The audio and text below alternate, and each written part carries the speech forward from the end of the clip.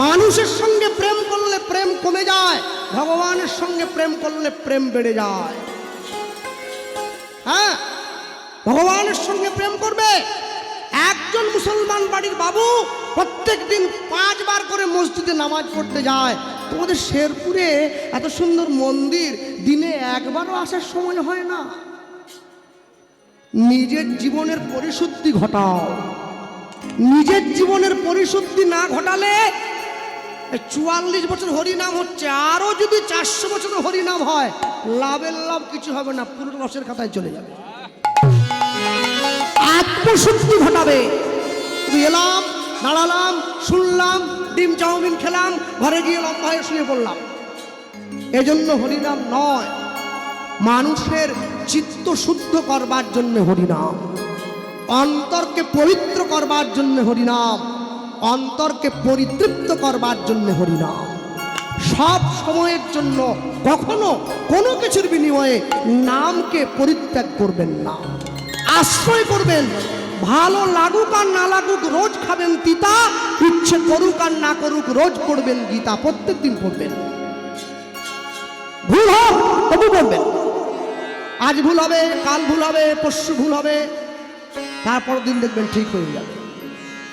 কে বলতে পারে? আমরাও হয়তো রত্নাকর দস্যুর মতো মরা মরা বলতে বলতে রাম উচ্চারণ করলেও করে ফেলতে পারি। কাশীতে কে আছেন? দেবাদিতে মহাদেব। হ্যাঁ, কাশীতে মহাদেব আছেন, পুরীতে জগন্নাথ আছেন। আমাদের দীঘাতেও জগন্নাথ মন্দির একটা হয়েছে, কেউ গিয়েছেন নাকি? গিয়েছেন? বাহ, আই তো আমিও গিয়েছি। অপূর্ব সুন্দর মন্দির হয়েছে। তবে সকলে মন্দিরে যাবেন, মন্দির দর্শন করবেন, পুজো দেবেন, প্রণাম করবেন। দয়া করে দীঘার জগন্নাথ মন্দিরটাকে জগন্নাথ ধাম বানিয়ে ফেলবেন না। পুরী হচ্ছে ধাম, দীঘা ধাম নয়, দীঘা হচ্ছে মন্দির। মন্দির ধাম নয়, ধাম আলাদা, মন্দির আলাদা। ভক্তমণ্ডলী মায়েরা, আগেকার দিনে নিয়ম ছিল, ছেলে মেয়েরা বড় হলে গুরুদেবের আশ্রমে থেকে লেখাপড়া শিখতে হতো। জীবনের 4টি ধাপ: ব্রহ্মচর্য, গার্হস্থ্য, বানপ্রস্থ, সন্ন্যাস। 4টি ধাপ গুরুদেবের আশ্রমে থেকে শিখতে হতো। এই যে মায়েরা বসে আছেন, দাঁড়িয়ে আছেন, মনে রাখবেন, চেষ্টা করলে বাড়ির ছেলে মেয়েকে ডাক্তার তৈরি করতে পারবেন, মাস্টার তৈরি করতে পারবেন, উকিল তৈরি করতে পারবেন, ব্যারিস্টার তৈরি করতে পারবেন। চেষ্টা করলে বাড়ির ছেলে মেয়েকে কোনোদিন ভক্ত তৈরি করতে পারবেন না। ভক্ত জন্ম দেওয়া যায় না, ভক্ত হয়ে জন্মাতে হয়। প্রেমানন্দের বাবা গিয়ে প্রেমানন্দকে জিজ্ঞাসা করছে, প্রেমানন্দ বড় হয়ে কি হবি? বলছে, আমি তোমার থেকে বড় পণ্ডিত হব। প্রেমানন্দের হাত ধরে প্রেমানন্দের বাবা নিয়ে যাচ্ছে গুরুদেবের আশ্রমে। জীবনের 4টি ধাপ শেখাবে। কথা বলবেন না? জীবনের 4টি ধাপ। 10 বছর থেকে 25 বছর পর্যন্ত ব্রহ্মচর্য, 25 থেকে 45 পর্যন্ত গার্হস্থ্য, 45 থেকে 55 পর্যন্ত বানপ্রস্থ, 55 পরে সন্ন্যাস। 10 থেকে 25 ঊর্ধ্বলিঙ্গ, ঊর্ধ্বজনী, ঊর্ধ্বরতি হয়। ঊর্ধ্ব না হইলে জীবে যাবে জমালয়। পুরুষের লিঙ্গ হয় মস্তকের মণি, তা লইয়া খেলা করে দেবপদ্মজনী। শ্রী রাধিকা হয় তার প্রেমের মহাজন, সেই মানুষের বাড়ে ওজন, তাকে বলে মহাজন। আর ভেঙে আমি বলতে পারবো না, যারা বোঝার তারা বুঝে নেন। 10 থেকে 25, 25 থেকে 45 গার্হস্থ্য, সংসারে ফিরে আসবে, সৎ পথে উপার্জন করবে, নিজ স্ত্রীকে দিয়ে সন্তানের জন্ম দেবে, নিজ স্ত্রী ছাড়া জগতের বাকি নারীকে মাতৃজ্ঞানের সম্মান দেবে।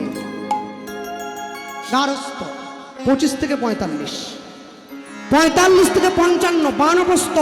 নখ বড় রাখবে, চুল বড় রাখবে, জল ছেঁকে খাবে, গুরু দীক্ষা নিয়ে হরিনাম করবে, স্ত্রীর সঙ্গে কথা কম বলবে। নিজের মেয়ে যদি উপযুক্ত হয়ে যায়, নিজের মেয়ের সঙ্গে নির্জনে কথা বলবে না। 55 পরে সন্ন্যাস, সংসারের মায়া ত্যাগ করে নির্জনে চলে যাবে ঈশ্বর ভজনের জন্য। আস্তে যারা বাড়িতে মন্দির তৈরি করেছে, নিতাই গৌড়ের মন্দির, রাধা গোবিন্দের মন্দির, আমি বলুন তো, যে মন্দিরটা আপনারা তৈরি করলেন সেই মন্দিরের দাম বেশি, না যে মন্দির ভগবান আমাদেরকে দিয়ে পাঠিয়েছে সেটার দাম বেশি? এটা কেন? যা আছে ব্রহ্মাণ্ডে তাই দেহ ভাণ্ডে। বেশ, যে মন্দির আপনারা তৈরি করলেন সেই মন্দিরে আরতি হলো, ধূপ জ্বলল, ধুনো জ্বলল, প্রদীপ জ্বলল, কর্পূর জ্বলল। যে মন্দির মানুষ তৈরি করলো সেখানে ধূপ জ্বালালো, যে মন্দির ভগবান দিয়ে পাঠালো এখানে বান্ডিল বান্ডিল বিড়ি জ্বালালো। যে মন্দিরে কাঠের ঠাকুর বসে রইল সেই মন্দিরে ভোগ দিল আলু ভাজা, উচ্ছা ভাজা আর বড়ি ভাজা। প্রেমানন্দে ভোজন করে নদীয়ার রাজা, ভজপতিত উদ্ধারণ শ্রী গৌর। যে মন্দিরে কাঠের ঠাকুর বসে রইল সে মন্দিরে আলু ভাজা, উচ্ছা ভাজা দিয়ে ভোগ দিল। আর যে হৃদয় মন্দিরে সাক্ষাৎ ভগবান বসে রইল এখানে কেজি কেজি মুরগির মাংস ঢুকিয়ে গেল। যখন সকালবেলা আমি কীর্তন থেকে বাড়ি যাই ভোরের দিকে, ওই খাঁচার মধ্যে করে ইগুলোকে ভরে নিয়ে যায়, মুরগিগুলো দেখেছেন তো, পোলট্রি। তো একটা মুরগির পাশে আরেকটা মুরগি থাকলেও কি চুপ থাকবে নাকি? মুরগির যা স্বভাব আর কি, সেই মুরগি মানুষ খাচ্ছে শুধু। না না, এটা মানুষের দোষ বলবো না, মুরগির গুণ। আপনি যেমন খাদ্য খাবেন সেই রকম মনোবৃত্তি আপনার তৈরি হবে। আপনি সাত্ত্বিক খাদ্য খান, মনোবৃত্তি সাত্ত্বিক হবে। আপনি রাজসিক খাদ্য খান, মনোবৃত্তি রাজসিক হবে। আপনি তামসিক খাদ্য খান, মনোবৃত্তি তামসিক হয়ে যাবে। মনকে তৈরি করা এত চারটিখানি কথা নয়। মনকে তৈরি করতে গেলে অনেক কষ্ট করতে হয়। এই যে মায়েরা বসে আছে সকলে, প্রত্যেক দিন সকালবেলা করে 8টার সময় রান্না বসাতে হয়। কেন? স্বামী অফিস যাবে, ছেলে কলেজ যাবে, মেয়ে ডিউটিতে যাবে। যে সময় রান্না করেন মায়েরা, ভাবটা দেখেছেন কি? ভিডিও করে রাখবেন। আবার মুখে বলে, একা একাই বলে, সংসার তো নয় যেন কারাগার। আপনি যত, আপনার মনের যত রাগ কাকে দেখাচ্ছেন? খুন্তিটা। এই যে অসন্তুষ্ট মন নিয়ে রান্না করলেন, এই রান্না যতজন খাবে সবার মন অশান্তিতে ভরে উঠবে। রান্না করবার সময় নাম করবেন, পরিবেশন করবার সময় নাম করবেন, নাম গাইতে গাইতে পরিবেশন করবেন। এতে অন্তর কৃষ্ণ নামময় হয়ে উঠবে। চাপা ফুলটা কাপড়ের আঁচলে বেঁধে রেখে কিছুক্ষণ বেঁধে রাখার পর যদি ফুলটা ফেলে দেন তখনও গন্ধটা রয়ে যায়, কি যায় না? তখনও যায়। হরিনামটা আশ্রয় করবার পরে যদি ছেড়ে দেন, নামের প্রভাবটা রয়ে যাবে, ভবসিন্ধুর ঘাটটা অনায়াসে পার হয়েছে। প্রভাব তো রাখতে হবে, প্রভাব রাখতে না জানলে হবে না। নামের প্রভাবটা রাখবেন। মনে রাখবেন, যারা বসে আছেন স্থানে, পৃথিবী কিন্তু যে কোনো মুহূর্তে আমাদেরকে যে কোনো কিছু শাস্তি দেওয়ার জন্য তৈরি হয়ে আছে। সঙ্গে সঙ্গে কদিন আগে খবরের কাগজে দেখলাম, ফেসবুকে দেখলাম, টিভিতে দেখাচ্ছে, কলকাতার কোন একটা হোটেলে একজন বাঙালি খেতে গিয়েছিল। সে খেতে বসেছে, একটা জিনিস অর্ডার দিয়েছে, তাকে একটা অমেধ্য জিনিস খাইয়ে দেওয়া হয়েছে।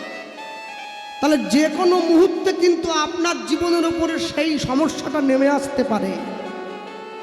নাম আশ্রয় করবেন, নাম বড় বলবান। আস্তে অনেক অনেক গ্রামে দেখবেন কালী মন্দির আছে, অনেক অনেক গ্রামের মায়েরা মা কালীর ঘরে পড়ে, আছে না? অনেক অনেক গ্রামের মায়েরা আছে যারা মা মনসার ঘরে পড়ে, আছে? অনেক অনেক গ্রামের মায়েরা আছে যারা মা শেতলার ঘরে পড়ে, আছে? আচ্ছা, এরা বসে আছেন জ্ঞানী গুণীজন, বয়োজ্যেষ্ঠ বাবারা এবং মায়েরা, আমাকে বলুন তো, আজ পর্যন্ত এমন একজনকে দেখেছেন যাকে কৃষ্ণ ভর করেছে? আচ্ছা, নিতাই গৌর ভর করল? করেনি? করবে না কেন? কষ্ট না করলে কৃষ্ণ পাওয়া যায় না। অনেক অনেক কীর্তনীয়রা বলে, কেউ যদি ভগবান পেয়ে থাকো আমাকে একটু দেখাও। বোকা কোথাকা, ভগবান কেউ পেলে তোমাকে দেখানোর জন্য ঠেকা নিয়ে বসে আছে নাকি?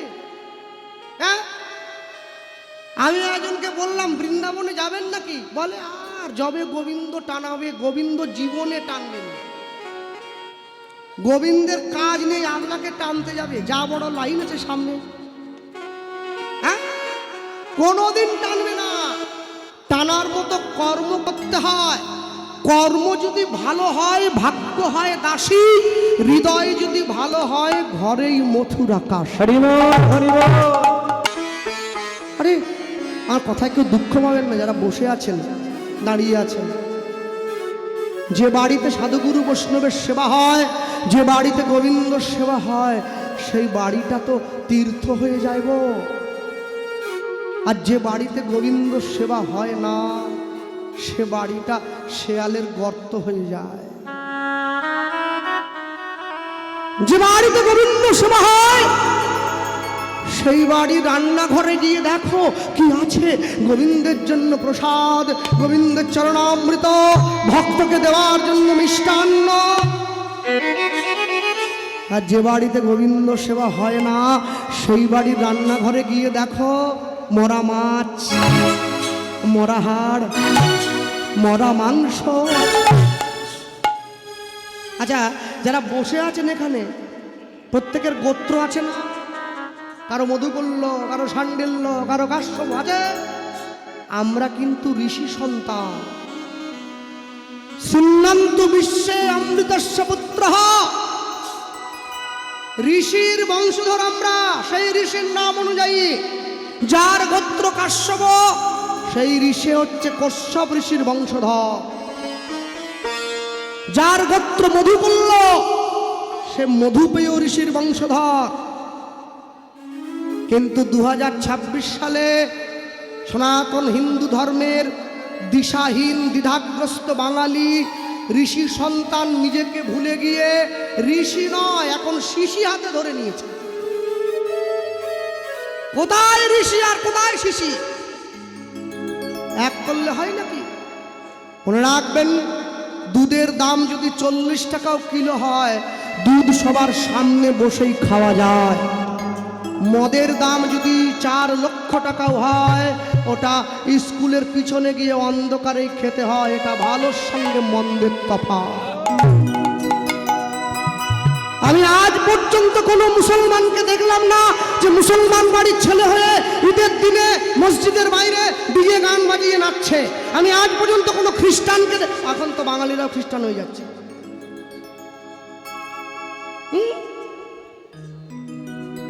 আগে এরকম করতো। হ্যাঁ, ওই দেখুন, হ্যাঁ তোমাদেরকেই বলছি, গোলাপি আর কালো সোয়েটার। হ্যাঁ হ্যাঁ, আরে আরে আমার বাড়িতে ভূত ঢুকেছে তো, আমি আপনাদের কি বলবো। আগে তো এইরকম প্রণাম করতো, দেখেন না মেয়েরা প্রণাম করে। ওটা আরেকটু বড় করে নিয়েছে, বাস মিটে গেল, ঝামেলা শেষ। হ্যাঁ, হাতে 3 বার তাল। আমাদের বাড়িতেও তো এসছে 2টো মেয়ে, একটা ছেলে, সাদা জামা পরা। আমার মা বলে একটু বসতে দে, ঠাকুরের প্রসাদ দে। আমি যেই বলে একটু প্রসাদ নেন, মহাপ্রভুর প্রসাদ, বলে আমরা প্রসাদ খাইনি। সর্বনাশ, তোরা কোন গ্রহ থেকে প্রসাদ খাসনি? এ প্রসাদ তো সবাই খায় রে। বলে আমরা পিতা পরমেশ্বরের লোক। পিতা পরমেশ্বর, এই নিজের বাপকে বাপ বলা ছেড়ে দিয়ে পাড়ার বাপকে বাপ বলছে, এ কি ব্যাপার রে? বলে আপনি হরিনাম করেন তো? বলে হ্যাঁ হ্যাঁ, ইউটিউবে দেখেছি তো, ওই জন্য আপনার বাড়ি এলাম। তো একটা কাগজ দিয়েছে, বলে ধরুন এইটা, এরকম করে দাঁড়িয়ে আছে, বুঝলেন? তা আমি বললাম কি করব? বলে দাঁড়ান, বাকি আছে। বলে ওই থলের থেকে একটা 500 গ্রাম বিসলারির জল, সিল করা জল অবশ্য, ওইটা হাতে দিচ্ছে। আর এটা কি করব? আপনারা কি পাড়ায় পাড়ায় জল বিলোচ্ছেন? বলে না, জল বিলোয়নি, এটা মন্ত্র করা জল। মন্ত্র করা জল? হ্যাঁ, এই জল নিয়ে কি করব? বলে আপনার মা আছে তো? বলে হ্যাঁ। বলে যদি কখনো মায়ের হাঁটুতে ব্যথা, গাঁটে ব্যথা, কোমরে ব্যথা, মাজায় ব্যথা হয় না, আপনার মাকে 3 বার কেটে খাওয়াবেন এই জলটা। খেয়ে আপনার মা হাতে তালি দিয়ে 3 বার বলবে জয় যিশু, জয় যিশু, জয় যিশু। এ করলে আপনার মায়ের কোমরে যা ব্যথাটা সব ভালো হয়ে পড়বে। আমি দেখলাম উড়িষ্যালা, একদিন শুনছিলাম দুয়ারে সরকার, তো দুয়ারে ডাক্তার, বাড়ি এসে ওষুধ দিচ্ছে রে ভগবান। আমি বললাম তা দিদি ভাই আপনারা করোনার সময় কোথা ছিলেন? এত অন্তত হরি নামটা বন্ধ হতো নি। হরি নামটা সরকার তো কিছু হলে আগেই বলে কীর্তন বন্ধ। কীর্তন নিয়ে সমস্যা, মিটিংয়ে সমস্যা নাই, কীর্তন বন্ধ করে দাও। তা তোমরা যদি করোনার সময় আসতে, আহা এত লোক মরতো নি। বলে করোনা ভালো হবে নি, গাঁটে ব্যথা ভালো হবে। তা আমি জিজ্ঞাসা করলাম এই চিটিংবাজি কদিন থেকে শুরু হয়েছে? বলে হ্যাঁ ওরকম বলবেন নি। এলাম শোনো, যখন গোটা পৃথিবীর মানুষ মূর্খ ছিল না, তখন সনাতন ধর্মের মানুষরা বেদ লিখেছিল। কিসের মন্ত্র? পৃথিবীতে যত মন্ত্র সনাতন ধর্মের মানুষরা লিখেছে, অন্য কেউ নয়। পৃথিবীতে এখানে জন্মাবার পরে হিন্দু, মুসলমান, খ্রিস্টান বলে ভাগ হয়। প্রত্যেকের জন্ম হয়েছে হিন্দু হয়েই, অন্য কিছু হয়ে নয়। বিবেকানন্দ বলেছিলেন গর্ব করে বলবে আমি হিন্দু, লুকিয়ে নয়, ভয় পেয়ে নয়। যেখানে বিজ্ঞান শেষ হয়ে যায় সেখানেই সনাতন ধর্মের শুরু হয়। বলতে পারেন আজ থেকে 5 লক্ষ বছর আগে পুরীর মন্দির তৈরি হয়েছে, তখন তো বিজ্ঞান ছিল না। এখনো পর্যন্ত পুরীর মন্দিরের প্রধান পতাকা হাওয়ার উল্টো দিকে ওড়ে। আছে কোনো উত্তর? আছে কিছু? এখনো পর্যন্ত পুরীর মন্দিরের কোনো ছায়া পড়ে না। ওটা দেবভূমি। পুরীর জগন্নাথ দেব বসে আছেন যে সিংহাসনের ওপরে, যাকে আপনারা রত্নবেদী বলে বলেন, ওই রত্নবেদীতে যে সমস্ত রত্ন লাগানো আছে, যদি খুলে ওগুলো বিক্রি করে দেওয়া হয়, কে কিনবে আমি বলতে পারবো নি। এবং ওটা বিক্রি করে দিলে ভারতবর্ষকে 2 বার কিনে 2 বার বিক্রি করে দেওয়া যাবে। যারা বসে আছেন এই জায়গায়, আপনি যদি দেখেন আপনার বাড়ির ছেলে মেয়েরা কীর্তন শুনতে গিয়ে হরিনামের বাসরে বসে এগরোল কিনে খাচ্ছে, আপনি বুঝে নেবেন আপনি আপনার বাড়ির ছেলে মেয়েকে সংস্কার দিতে পারেন নাই। আপনি যদি দেখেন আপনার বাড়ির ছেলে মেয়েরা বড়দের গায়ে পা লাগলে পিছিয়ে গিয়ে সরি বলছে, আপনি বুঝবেন আপনি সংস্কার দিতে পারেন নাই। আপনি যদি দেখেন আপনার বাড়ির মেয়ে সনাতন ধর্মে জন্ম হয়ে, সনাতন ধর্মে খেয়ে পড়ে, সনাতন ধর্মে বড় হয়ে কোনো একটা বিধর্মী ছেলেকে বিয়ে করছে, আপনি বুঝবেন আপনার মেয়েকে আপনি সংস্কার দিতে পারেন নাই। আপনি যদি দেখেন আপনার বাড়ির মেয়ে, আপনার বাড়ির ছেলে হরিনামের আসনে বসে মোবাইলে ফোন ঘাটছে, আপনি আপনার বাড়ির ছেলে মেয়েকে সংস্কার দিতে পারেন নাই। সংস্কার সেদিনও অভাব ছিল। সংস্কার যদি থাকতো, জগাই মাধাই কোনোদিন মদের কলসি দিয়ে নিতাই চাঁদের কপালটা ফাটিয়ে দিত না। বাড়ির ছেলে মেয়েকে শিক্ষা দেন, আমি না বলবো না, ইংরেজি শেখান, সংস্কার দেন। পশুবৃত্তি মানব জাতি করে পালন আসতে। আমি সত্যি কথা বলতে চাই, মানে এসে যায়, ভাবি রেখে দেই ভেতরে, শুধু এসে যায়। হ্যাঁ, মানুষ তো কুত্তা কোলে নিয়ে ঘুরতেছে। কুত্তা পালতে পালতে কলিযুগের মানুষের মনোভাব কুত্তার মতো হয়ে গেছে। হ্যাঁ, কুত্তাকে নিয়ে আহা আহ আহ ওহ, কি বিরাট জিনিস আছে না। তবে কুকুরটারও ভাগ্য আছে বলতে হবে।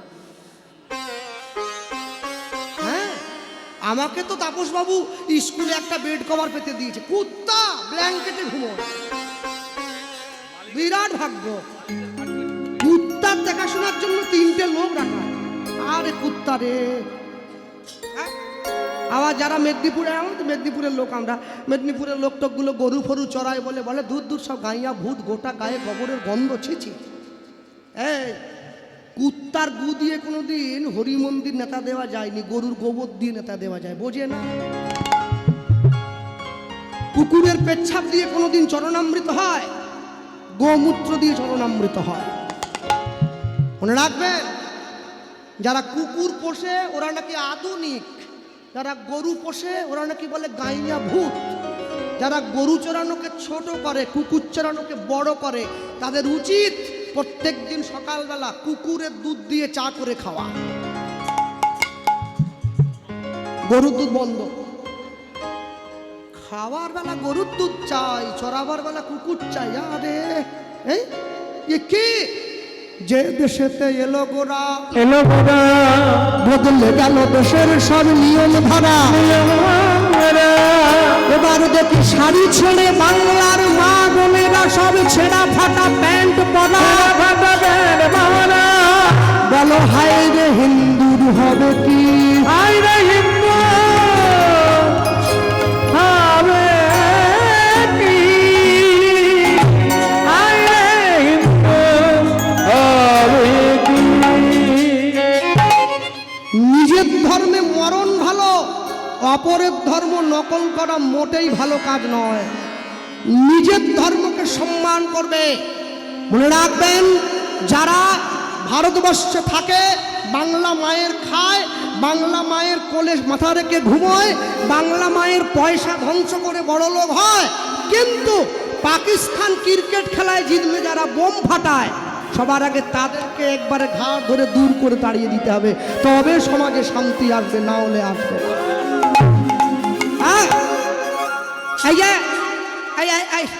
আস্তে কথা বলনি। একটা কি চালু হয়েছে আপনাদের এদিকে, হচ্ছে এসআইআর নাকি হচ্ছে? হচ্ছে, হ্যাঁ, আমাদের মেদিনীপুরে তো খুব হচ্ছে। একবারে আমাকেও যেতে হয়েছে, বলে চলুন, বলে চলুন যাই। আবার যে দেখি কাজ করতে বসেছে ওই টেবিলে অফিসার দিদিমণি, বলছে একটা আপনার সঙ্গে ছবি নেব। এলা সাবধান ম্যাডাম, যদি আমার নাম না পাওয়া যায় তখন কিন্তু আপনাকেও বস্তা মানতে হবে। বলে না, আপনার নাম আছে আমি জানি, তবু একটা নেই। ঠিক আছে, এসআইআর হয়ে দুটো উপকার হচ্ছে, কি বলুন তো? একটা উপকার প্রথম কি, যে সমস্ত লোক ভারতবর্ষের নাগরিক নয় তাদেরকে এই দেশ ছাড়তে হবে, প্রথম উপকার। আর দুই, যে সমস্ত শিক্ষিত ছেলে মেয়েরা, মূর্খ বলবো না, যে বাড়ির ছেলে টোটো চালায়, ভ্যান চালায়, এই যে আসরে ঘুরে ঘুরে যারা বাদাম বিক্রি করে, এই ছেলে মেয়েরা কোনোদিন নিজের বুড়ো বাপ মাকে বৃদ্ধাশ্রমে পাঠায় না। যে ছেলেটা মাসে 1 লাখ টাকা বেতন পায়, ওই ছেলেটাই বৃদ্ধাশ্রমে পাঠায় ওর বাবা মাকে। যে সমস্ত শিক্ষিত ছেলে মেয়েরা 2002 সালের পরে নিজের বুড়ো বাপ মাকে বৃদ্ধাশ্রমে দিয়ে এসছে, ওরা খালি ছুটতিছে, ও বাবা একটা সই দাও, ও বাবা একটা সই দাও, ও বাবা সই দাও। বাবা বলে সই তোকে আমি দিতে পারি, কিন্তু আমার একটা শর্ত আছে। বলে কি? বলে আমার সম্পত্তি আগে ফিরিয়ে দে। বাপও তো সেই রকম, একবারে গিট দিয়ে বসে আছে। হ্যাঁ